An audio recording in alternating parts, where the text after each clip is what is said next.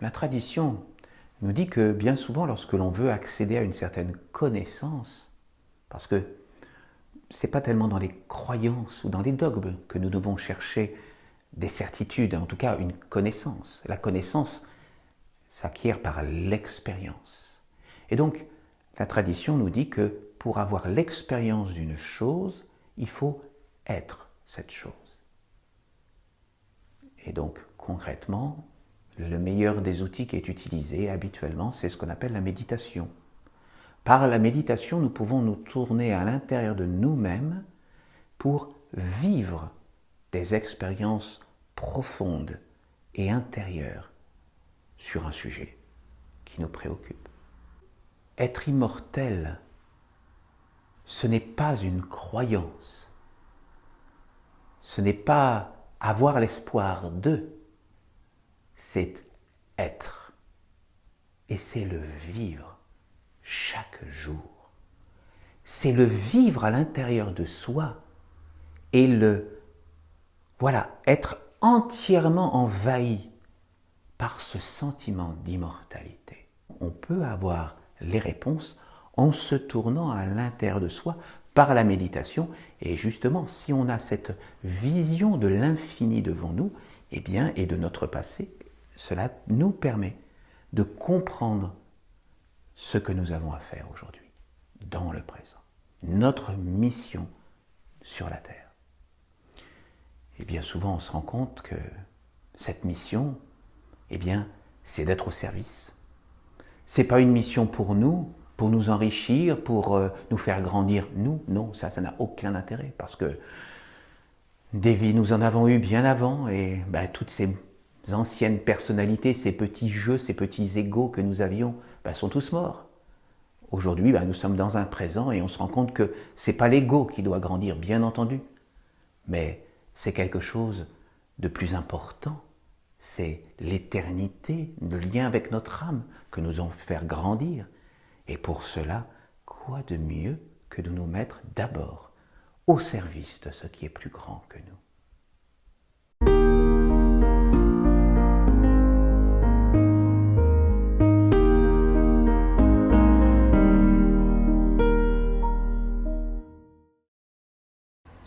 C'est une très grande joie de vous accueillir pour cet office de l'Église essénienne chrétienne à Saintes.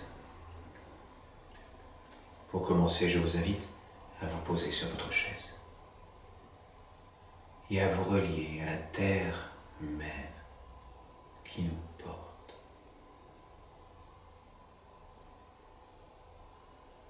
Par notre lien avec la terre, nous pouvons rentrer dans le calme, dans la paix, dans l'intériorité sacrée. Par la terre, nous trouvons un appui sûr et bon. Nous sommes en lien avec la stabilité à l'intérieur de nous.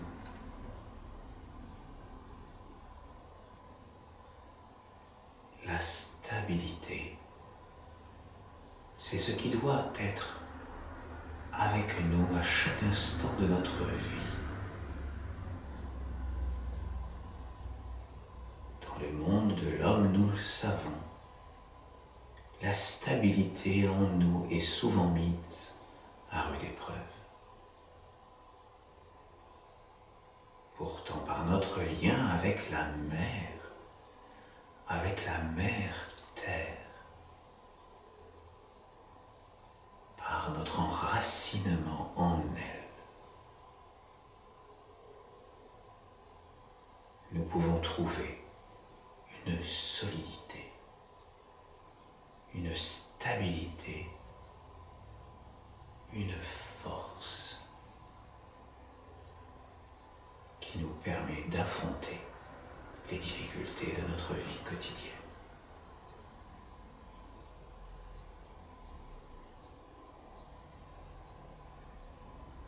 Mais c'est aussi par la stabilité que nous pouvons regarder le ciel, tourner notre regard, notre visage vers le ciel, parce que nous sommes stables. Nous pouvons grandir, nous pouvons croître et nous épanouir pour apporter le meilleur de nous-mêmes au service du plus haut.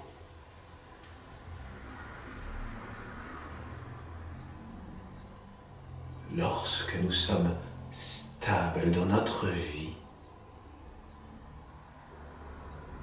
nous pouvons nous tourner vers notre intériorité sacrée.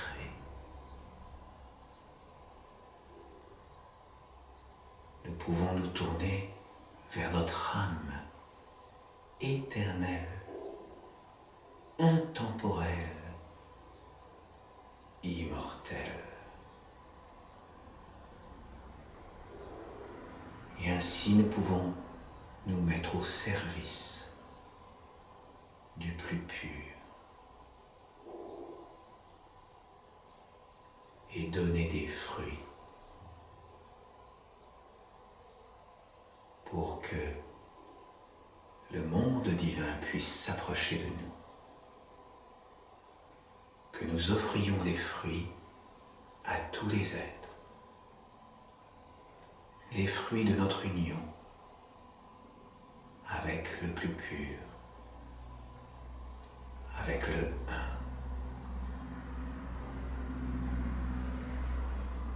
Ainsi nous sommes à notre place.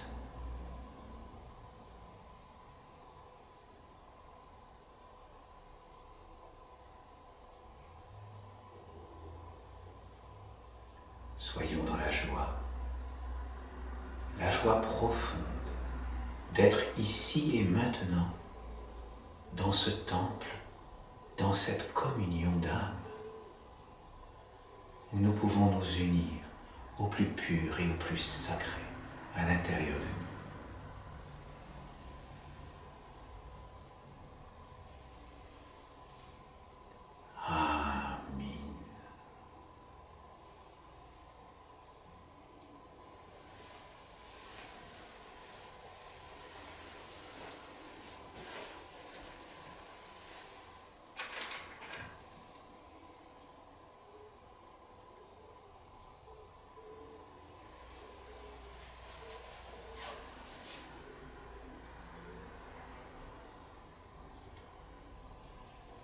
Ah mon ange, j'appelle la flamme du Père, la flamme de la Mère, la flamme de la maison de Dieu, afin qu'elle brille ici et maintenant dans ce temple, et que nous puissions l'honorer et la reconnaître en chacun de nous. Amen.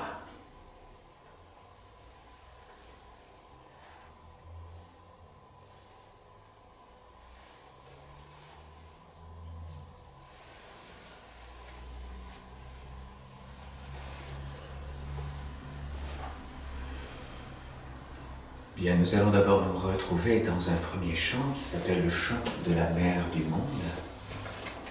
Parce qu'effectivement, la mère, notre mère terre, ce que l'on pourrait aussi appeler la nature, est pour nous le fondement de la vie, le fondement de l'existence.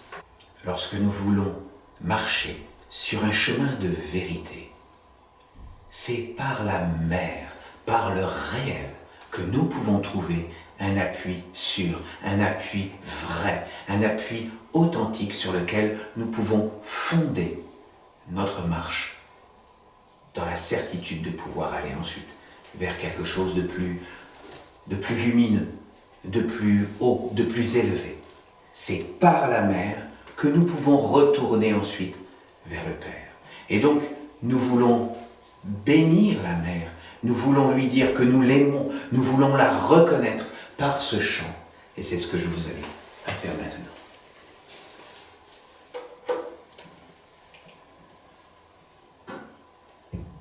du plus pur, du plus grand, du plus haut de mon être, avec douceur je t'appelle, quand je me pose sur toi,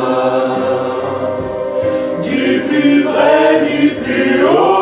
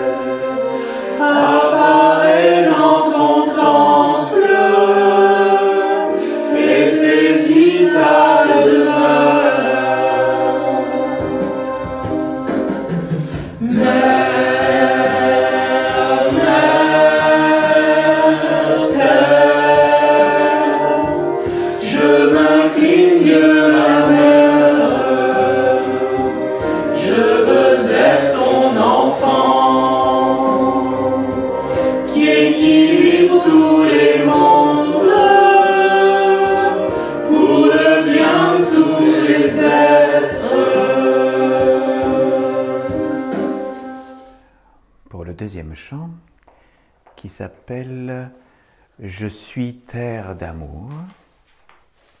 Donc c'est un chant que nous allons chanter pour la première fois ici.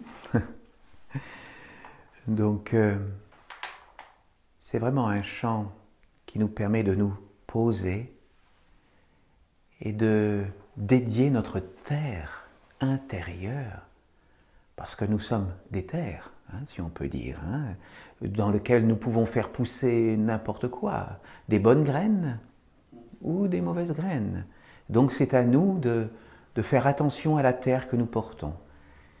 Donc notre terre intérieure, eh bien, cherchons justement à l'ensemencer des belles graines de l'amour, de la beauté, de la sagesse, de toutes les vertus portées par les anges de Dieu, qui, eux, sont éternels.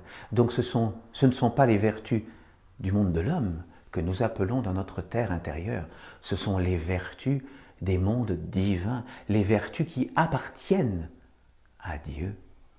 Pour nous, ce sont les anges. Et donc, voilà, nous appelons les anges dans notre vie pour les porter à notre, je veux dire, comme nous le pouvons. Nous essayons qu'un monde divin puisse s'approcher de nous. Et comme l'adage dit qu'on n'attire pas les mouches avec du vinaigre, eh bien voilà, il faut que nous soyons en adéquation avec les vertus. Alors, généralement, on en choisit une particulièrement dans la vie d'un Essénien. Et donc, nous travaillons individuellement sur la vertu, par exemple, de la justice, que ce soit la vertu de la beauté, la vertu de la paix, la vertu de l'amour. Voilà. Et donc, en travaillant sur nous, eh bien, nous essayons de pouvoir être les réceptacles de l'ange, de la vertu correspondante. Et donc voilà, nous essayons d'être habités par cet ange, et donc nous essayons d'abord effectivement de travailler sur nous pour pouvoir l'accueillir dans notre vie et d'être son modeste réceptacle. Donc là, nous allons faire le chant donc Terre d'amour. Je suis terre d'amour, en vous tout autour, je serai avec vous, à jamais et toujours. Je suis terre d'amour, en vous tout autour, je serai avec vous, à jamais et toujours. Je suis la terre d'amour, en vous tout autour, je serai avec vous, à jamais et toujours. Je suis la terre d'amour, en vous tout autour, je serai avec vous, à jamais et toujours. Je suis la terre d'amour, en vous tout autour, je serai avec vous, à jamais et toujours.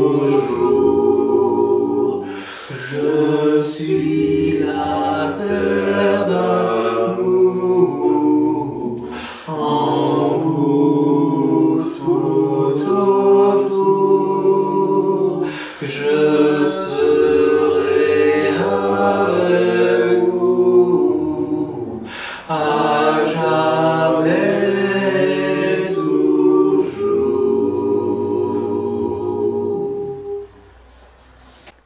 Merci à vous. Et pour terminer notre série de chants, nous allons chanter l'ange de l'amour. C'est une continuité quelque part.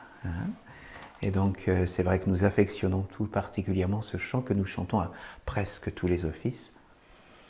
Et donc voilà, essayons de penser amour, amour, amour. Laissons-nous habiter par l'amour pendant ce chant, parce que vraiment nous voulons le recevoir et pouvoir ensuite bénir tous les êtres. Parce que si vous qui nous écoutez deviez retenir qu'une seule chose des Esséniens, retenez d'abord que les Esséniens sont des êtres qui bénissent tous les êtres et qui apportent l'amour, la paix et la consolation à tous les êtres. Ce que nous appelons tous les êtres, c'est ce que nous appelons aussi la grande famille, c'est-à-dire depuis les minéraux, les végétaux, les animaux, aux hommes, à nos frères humains. Nous apportons la bénédiction aux maîtres, aux anges, aux archanges, aux dieux dans les mondes invisibles. Et c'est par cette alliance et cette bénédiction que nous apportons à tous les êtres à l'intérieur de nous et à l'extérieur de nous. Eh bien, c'est par cette alliance que nous sommes à notre place et que nous apportons le message des mondes divins sur la terre.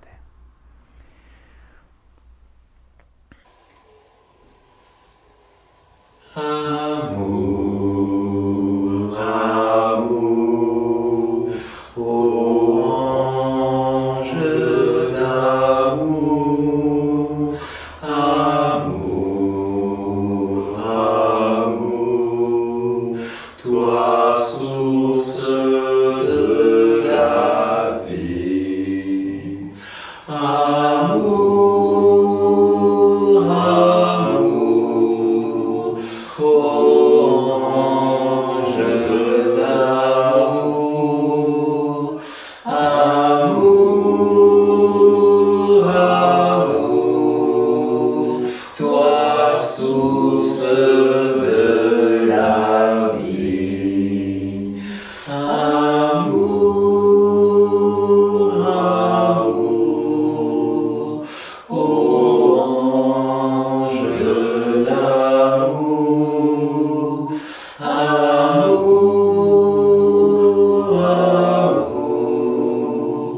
toi source de la vie. Amour, amour,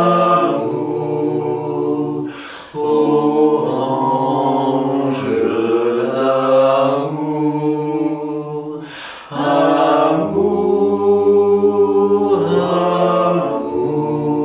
amour, toi source de la vie. Amour, amour,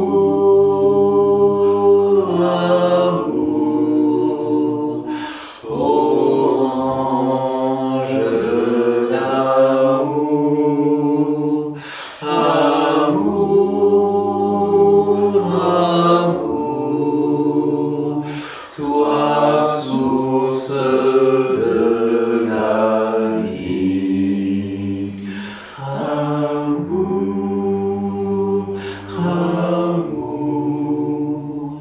ô ange d'amour, amour,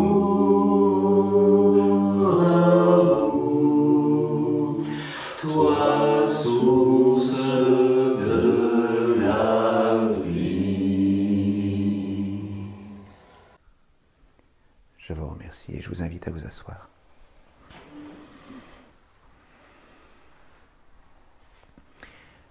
Aujourd'hui, le thème de notre homélie sera l'immortalité.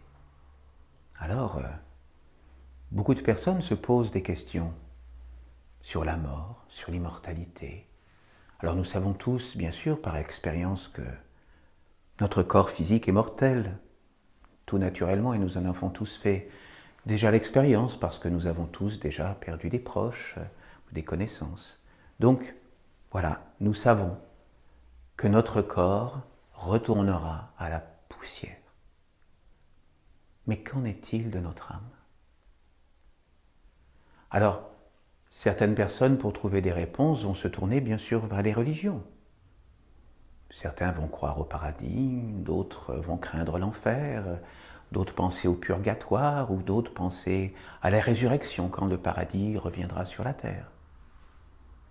Ce sont des croyances qui sont tout à fait honorables. D'autres personnes vont fonder leurs réflexions sur ce qu'on appelle les expériences de mort imminente, qui vont lire des témoignages, qui vont raconter le passage du tunnel, qui vont raconter plein de choses. Et généralement, des choses belles, une sérénité que les gens décrivent, ressentir de l'autre côté de leur expérience. Mais nous savons aussi que d'autres personnes, parfois, lorsqu'elles vivent ces expériences de mort imminente, elles racontent aussi des choses qui sont difficiles à passer. Alors qu'en est-il vraiment? La tradition nous dit que bien souvent, lorsque l'on veut accéder à une certaine connaissance, parce que ce n'est pas tellement dans les croyances ou dans les dogmes que nous devons chercher des certitudes, en tout cas une connaissance. La connaissance s'acquiert par l'expérience. Et donc, la tradition nous dit que pour avoir l'expérience d'une chose, il faut être cette chose. Et donc, concrètement, le meilleur des outils qui est utilisé habituellement, c'est ce qu'on appelle la méditation. Par la méditation, nous pouvons nous tourner à l'intérieur de nous-mêmes pour vivre des expériences profondes et intérieures sur un sujet qui nous préoccupe. L'archange Raphaël nous donne quelques éléments précieux dans son psaume 22, qui nous parle de la méditation et justement de ce que nous pouvons faire pour essayer de travailler à l'intérieur de nous-mêmes. Il nous donne des informations intéressantes, je vous le lis. Les cellules de ton corps sont porteuses de la mémoire de ton âme et de tes vies passées, mais également de cette lignée avec laquelle tu dois vivre et œuvrer. Guérir cette lignée, la conduire dans la lumière, fait partie du travail sur soi, sur le corps, sur l'humanité, sur l'évolution globale. Il faut en être conscient que lorsqu'on s'engage sur le chemin de l'éveil et de la lumière, ta mémoire vit dans l'espace, dans ton esprit, dans ton intellect, comme une respiration de tes cellules et de ton âme. Si tu cherches à savoir qui tu es, d'où tu viens, ce que tu as à faire dans la vie sur Terre, retourne dans la mémoire de ces cellules et apprends à les lire. Observe avec une grande lucidité ta façon de penser, de manger, de parler, de bouger. Perçois les images cachées dans tes gestes, tes expressions, tes attitudes et tes comportements. Les pierres, les plantes, les animaux, les hommes, les anges, les archanges, les dieux pourront te parler et t'instruire. Car une partie de tout cela vit en toi et compose ton corps. Oui. C'est particulier à croire, de se prendre conscience que en nous vivent les minéraux, les végétaux, les animaux, le genre humain évidemment, mais que nous pouvons être aussi en lien avec le monde angélique, archangélique et les dieux. Et donc nous devons prendre conscience de tout ce qui vit à l'intérieur de nous. Nous ne sommes pas faits d'un corps de matière. Nous sommes en lien avec l'univers entier. Et donc c'est cela, le chemin de l'initié, celui qui veut personnellement gravir les marches qui nous permettent d'accéder à la connaissance. Et bien voilà, l'archange nous donne le chemin, nous montre que c'est en travaillant sur nous et en retrouvant le lien avec les minéraux, les végétaux, les animaux, voilà, toute la hiérarchie que nous allons pouvoir retrouver nos mémoires dans nos cellules, nos mémoires sacrées. Dans cette mémoire, tu trouveras les affinités qui sont les tiennes et tes cellules s'éveilleront et s'animeront pour t'enseigner sur ce qui vit au plus profond de toi et sur la lignée qui te porte. Elles te parleront de ce que tu es, de ce que tu dois faire, de ce que tu dois guérir, de ce vers quoi tu dois t'engager. Travaille par la méditation. Place ton corps dans une stabilité inébranlable et rends ton esprit léger, subtil et vaste. C'est pour ça, comme nous le disions tout à l'heure, nous devons toujours nous poser sur la terre. C'est en elle que nous pouvons trouver notre stabilité pour ensuite éveiller en nous le plus subtil. L'archange poursuit. Ne te polarise pas, ne te force pas dans une direction qui te plairait, mais sois prêt à recevoir, à entendre et accepter tout ce qui veut venir en toi. Sois sans aucun préjugé, sans jugement. Accepte ce qui vient sans te crisper, sans te figer. Laisse-le fleurir en toi, sortir de terre et se libérer dans l'espace sans limite. Laisse tout ce qui vit en toi être libre de grandir et de se libérer.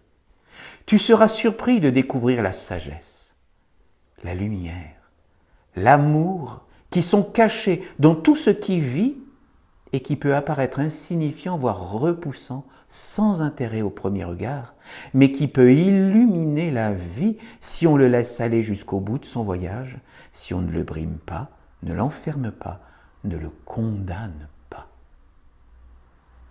Chacun d'entre vous porte son propre monde, sa propre existence, différent de ceux des autres. Il faut, par des techniques, qu'elles soient méditatives, invocatoires ou magiques, retrouver le langage permettant de parler avec vos cellules, car ce sont elles qui vous indiqueront le chemin à suivre, celui qui est bon et puissant pour chacun de vous. En plus de vous tourner vers vos cellules, tournez-vous vers le monde divin pour y trouver la force du présent qui peut tout rajeunir et conduire vers le nouveau. Rappelez-vous que c'est votre corps qui vous éveillera, car en lui vivent des milliards d'années d'évolution qui aspirent à trouver le chemin de l'accomplissement ultime. C'est pourquoi, si vous vous entendez avec lui, avec le monde divin, il vous donnera la force et fera de vous des fils et des filles de la lumière. Je trouve particulièrement importantes et démonstratives ces paroles de l'archange Raphaël, parce qu'elles nous montrent justement que nous avons en potentiel toute la mémoire de nos vies et de ce que nous devons faire aussi pour après. Et la méditation est, reconnaissons-le, l'un des outils les plus pratiques, les plus faciles à mettre en œuvre par chacun d'entre nous. Bon, il y a des choses à savoir, effectivement, ça ne s'improvise pas, mais voilà, c'est quelque chose qui peut s'apprendre sans trop de difficultés, et notamment nous avons des ateliers ici à Saintes pour apprendre à méditer, voilà. Et donc toutes les personnes sont bien entendu les bienvenues. Mais je m'éloigne du sujet de mon homélie, qui est celui de vous parler de l'immortalité. Parce que être immortel, ce n'est pas une croyance, ce n'est pas avoir l'espoir de, c'est être. Et c'est le vivre chaque jour. C'est le vivre à l'intérieur de soi et être entièrement envahi par ce sentiment d'immortalité. Et ça change tout dans la vie.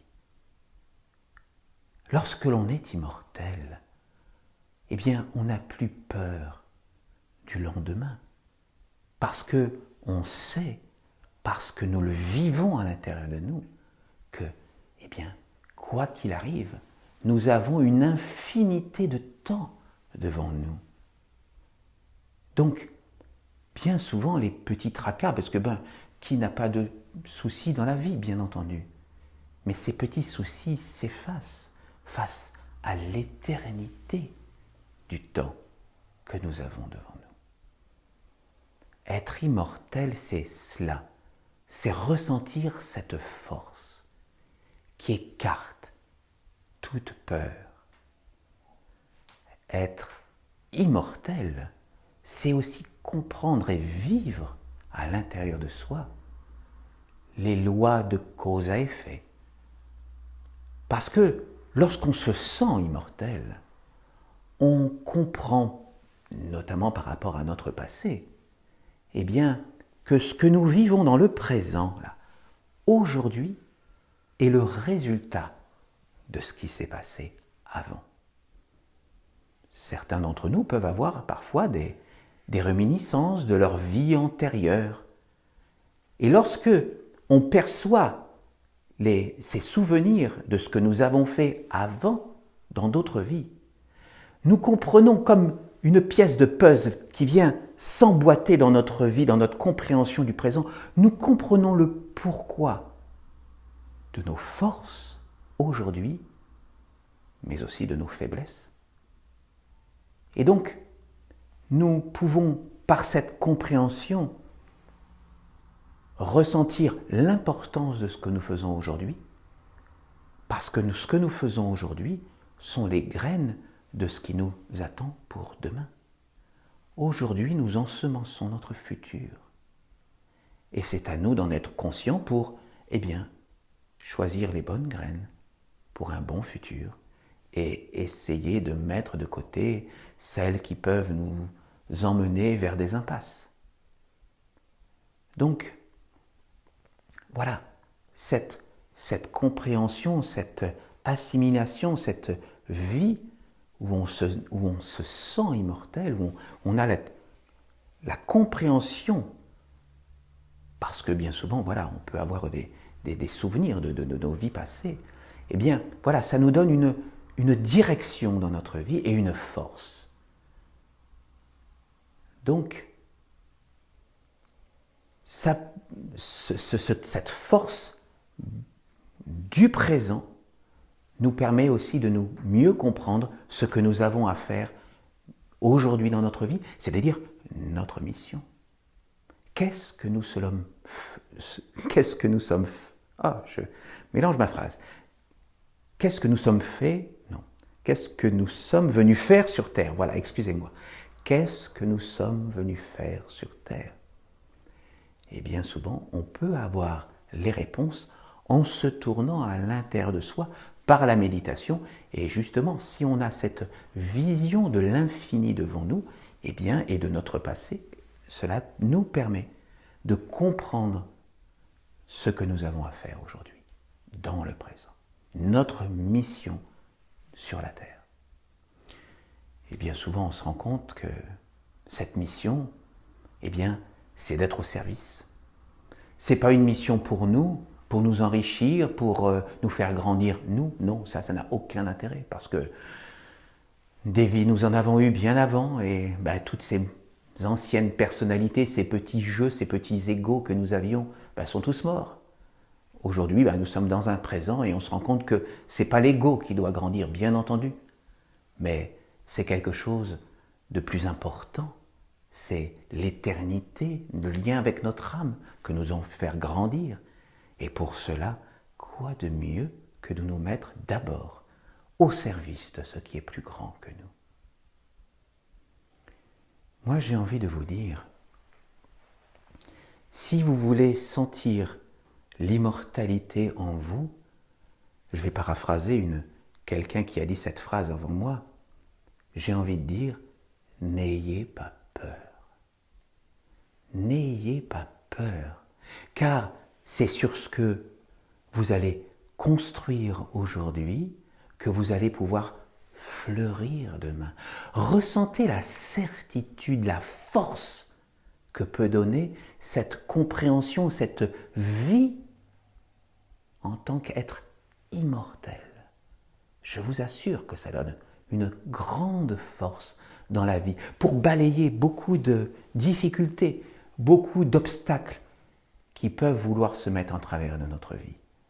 Être immortel, c'est une force, vraiment. Et donc c'est ce que j'ai envie de partager aujourd'hui avec vous.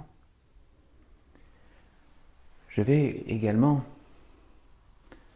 sélectionner un psaume, quelques éléments supplémentaires.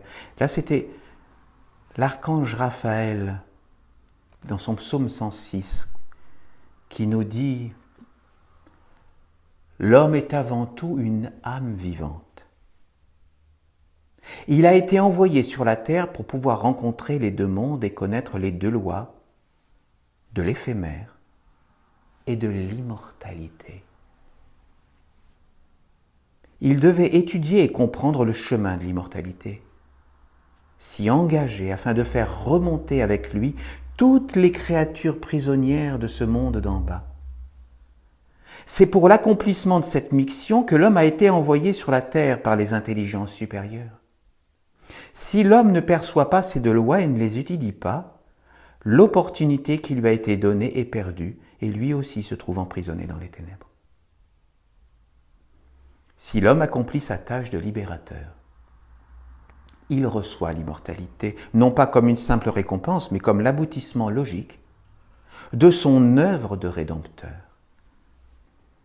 Ce n'est pas en étant désincarné ou en vivant dans des mondes invisibles que l'homme peut accomplir sa mission, qui est de libérer les âmes enfermées dans la matière et de se construire un corps d'immortalité. Engagez-vous consciemment sur le chemin de l'immortalité et conduisez-y tous les êtres que vous rencontrerez, toutes les expériences que vous vivrez. L'homme doit s'engager sur le chemin de la transformation qui conduit à la vie. Pour cela, il doit comprendre les deux lois, celle qui éveille l'inutile et celle qui éveille l'immortel. Saisis l'opportunité qui t'est donnée de te faire un corps subtil, plus grand que ton corps, pour t'élever en sagesse et acquérir une éternité. Alors, tu seras conscient et vivant dans tous les mondes supérieurs. Bien des humains viennent sur la terre, vivent leur vie, font leurs expériences, mais perdent la mémoire de tout cela lorsqu'ils se trouvent désincarnés. Car tout ce qu'ils ont fait était comme du sable, instable et inconsistant, incapable de constituer une terre durable sur laquelle s'appuyer et être conscient.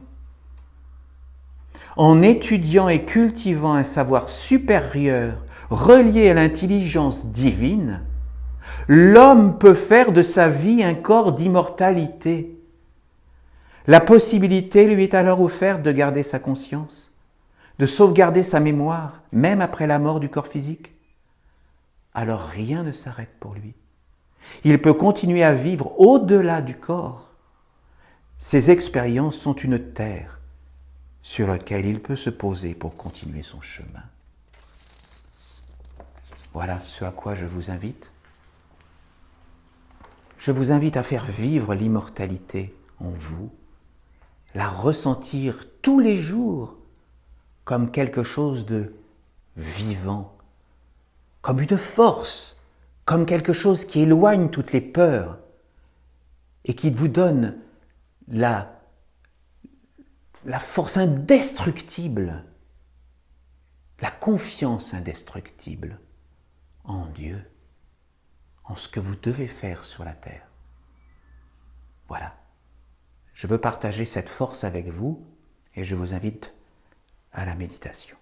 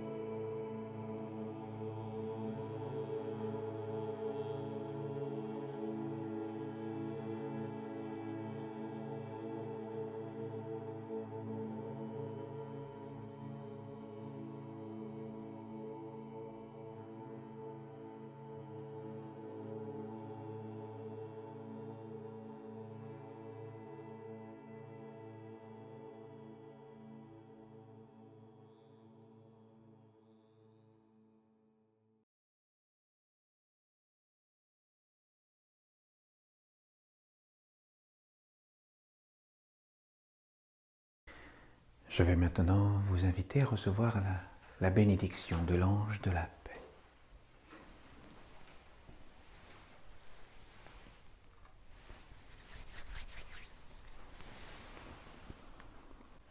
Nous arrivons déjà au terme de notre office. Nous allons, comme à notre habitude, nous retrouver dans un dernier chant, mais avant, je voulais vous dire, pour vous qui nous écoutez sur les vidéos de cette chaîne YouTube, n'hésitez pas à mettre des commentaires, parce que, vous voyez, il y a quelques jours, quelqu'un m'a dit par commentaire que, voilà, il apprécie beaucoup les offices, les homélies, mais qu'il regrettait que je n'apporte pas ma bénédiction à ceux qui m'écoutent. Eh bien, effectivement, j'ai trouvé que la remarque était fort juste. Je n'ai pas pris l'habitude de bénir les gens qui nous regardent dans les vidéos. Alors voilà, je veux réparer cette erreur. Et bien entendu, à tous, je vous bénis et je vous apporte la bénédiction de mon ange. Que vous soyez tous dans la paix. Que vous puissiez tous trouver le chemin intérieur qui vous amène vers le plus pur à l'intérieur de vous. Quelle que soit votre tradition, quelle que soit la religion à laquelle vous appartenez, soyez bénis, bénis et bénis de tout mon cœur. Voilà. Et j'essaierai donc à l'avenir, à chaque office, de vous apporter, de penser à vous apporter ma bénédiction. N'hésitez pas à laisser vos commentaires. En tout cas, nous nous retrouvons, nous ici, dans ce temple dans 2 semaines. Ce sera une joie, à nouveau, de nous retrouver. Et donc, voilà. Soyez bénis dans la joie de nous retrouver très bientôt.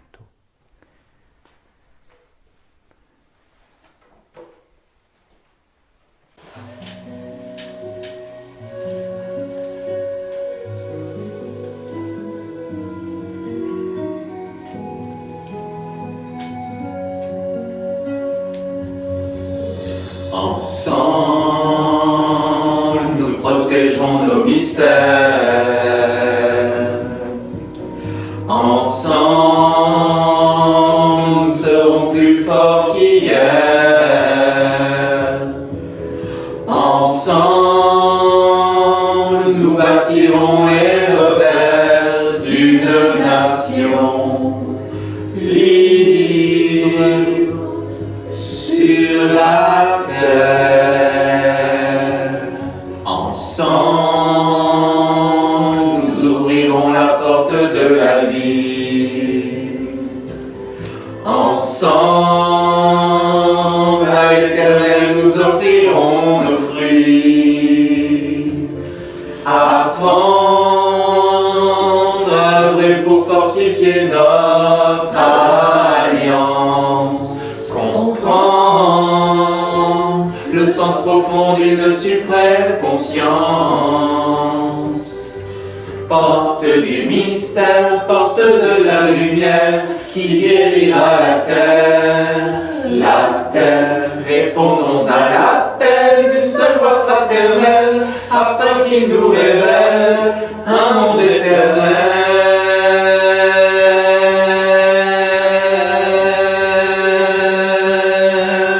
Qu'ensemble, nous transformions le cours de l'histoire. Que ça semble un peuple qui trouvera la victoire. Victoire dans la perfection de notre mission sur terre. Au nom des enfants de la lumière.